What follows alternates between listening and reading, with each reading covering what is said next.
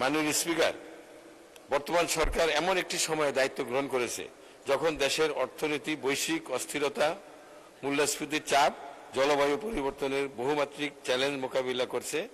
এই প্রেক্ষাপটে প্রস্তাবিত বাজেটে অর্থনৈতিক পুনরুদ্ধার, কর্মসংস্থান সৃষ্টি, বিনিয়োগ বৃদ্ধি, সামাজিক নিরাপত্তা জোরদারের যে প্রচেষ্টা নেওয়া হয়েছে তা প্রশংসার দাবিদার।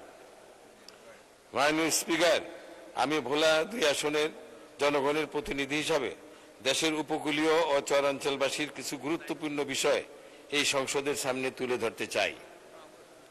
বাংলাদেশের উপকূলীয় অঞ্চলের বিশ্বের অন্যতম জলবায়ু ঝুঁকিপূর্ণ এলাকা।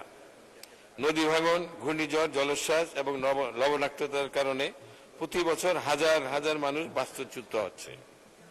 বিশেষ করে ভোলার মেঘনা ও তেঁতুলিয়া নদীর ভাঙনে বহু পরিবার তাদের বসতভিটা ও জীবিকার উৎস হারাচ্ছে।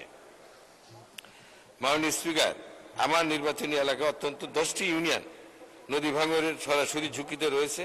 দৌলতখান, বোরহানুদ্দিনের বহু চরাঞ্চলে এখনো নিরাপদ বেড়িবাঁধ, মানসম্মত সড়ক, শিক্ষা ও স্বাস্থ্যসেবা নিশ্চিত করা যায়নি।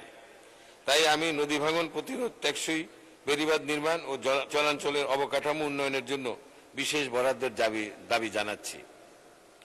মাননীয় স্পিকার, বিশেষ করে ভোলার চরসমূহ দেশের বিভিন্ন চরাঞ্চলে একই সঙ্গে কৃষি উৎপাদন ও নবায়নযোগ্য জ্বালানি উৎপাদনের অপার সম্ভাবনা রয়েছে। এই প্রেক্ষাপটে আমি জাতীয় এগ্রি ভোল্টাইক বা এগ্রি সোলার নীতি প্রণয়নের প্রস্তাব করছি। একই জমিতে কৃষি উৎপাদন ও সৌর বিদ্যুৎ উৎপাদনের মাধ্যমে জমির সর্বোচ্চ ব্যবহার নিশ্চিত করা সম্ভব হবে। এর ফলে খাদ্য উৎপাদন বৃদ্ধি পাবে, নবায়নযোগ্য জ্বালানি সম্প্রসারিত হবে এবং বেসরকারি বিনিয়োগের নতুন সুযোগ সৃষ্টি হবে। সরকার যদি একটি সুস্পষ্ট নীতিমালা প্রণয়ন করে তবে চরাঞ্চলগুলোকে দেশের নবায়নযোগ্য জ্বালানি ও কৃষি উৎপাদনের নতুন কেন্দ্র হিসেবে গড়ে তোলা সম্ভব হবে। আমি বিশ্বাস করি চরাঞ্চল ভিত্তিক এগ্রি সোলার উন্নয়ন মডেল বাংলাদেশের খাদ্য নিরাপত্তা, জ্বালানি নিরাপত্তা এবং জলবায়ু অভিযোজনের একটি যুগান্তকারী উদ্যোগ হতে পারে। মাননীয় স্পিকার, উপকূলীয় অঞ্চলের একটি বড় বাস্তবতা হল ভৌগোলিক বিচ্ছিন্নতা। রাজধানী ও কেন্দ্রীয় প্রশাসনিক কাঠামো থেকে দূরে অবস্থানের কারণে আইন শৃঙ্খলা রক্ষা, নদীপথ তদারকি ও জননিরাপত্তা নিশ্চিত করতে তুলনামূলকভাবে বেশি ব্যয় প্রয়োজন হয়। বর্তমান প্রচুর প্রযুক্তি নির্ভর যুগে আমি একটি এআই ভিত্তিক smart coastal governance and public safety network গড়ে তোলার প্রস্তাব করছি। মাননীয় স্পিকার, বিশ্বের বিভিন্ন দেশে তাদের নদীর অববাহিকা ও বদ্বীপ অঞ্চলের জন্য পৃথক বাজেট বরাদ্দ দিয়ে থাকে। চীনের ইয়াংজি ও ইয়েলো রিভার বেসিন এবং ভিয়েতনামের মেকং ডেল্টা অঞ্চলের উন্নয়নে বিশেষ তহবিল রয়েছে। আমি সরকারের কাছে জোর দাবি জানাচ্ছি, ভোলার দৌলতখান, বোরহানুদ্দিন, মনপুরা, চরফেশন ও হাতিয়া সহ দেশের সকল চরাঞ্চলের জন্য একটি পৃথক চরাঞ্চল উন্নয়ন তহবিল গঠন করা হোক। মাননীয় স্পিকার, জলবায়ু পরিবর্তন ও ব্লু ইকোনমি আগামী দিনের অর্থনীতির সবচেয়ে গুরুত্বপূর্ণ ক্ষেত্র। ভৌগোলিক অবস্থান, সামুদ্রিক সম্পদ ও জলবায়ুর বাস্তবতা বিবেচনায় ভোলায় একটি জলবায়ু পরিবর্তন ও ব্লু ইকোনমি বিশেষায়িত বিশ্ববিদ্যালয় প্রতিষ্ঠা করা হলে তা জাতীয় পর্যায়ে গবেষণা ও মানব সম্পদ উন্নয়নে গুরুত্বপূর্ণ ভূমিকা রাখবে।